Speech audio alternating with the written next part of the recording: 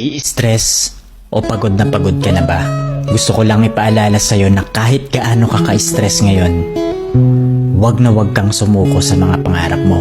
Kailangan mong tandaan parati na magtiwala ka sa progress na nangyayari sa buhay mo. Kahit alam ko na minsan sobrang hirap at sobrang nakakapagod na din talaga.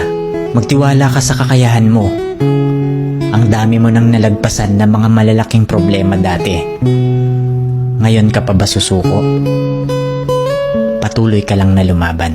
Yung pakiramdam mo ngayon na nahuhuli ka na sa buhay, siguro dahil nakikita mo yung mga kakilala mo o yung mga kaibigan mo pakonti-konti may na-achieve na sila. Parati mong tandaan na lahat tayo ay may kanya-kanyang timeline sa buhay. Hindi ka nahuhuli at hindi ka rin naman nauuna. Kung nasaan ka man ngayon sa buhay mo, yan ang lesson at experience na kailangan mong pagdaanan ngayon. Lahat tayo ay may sariling kwento sa buhay na makaka-inspire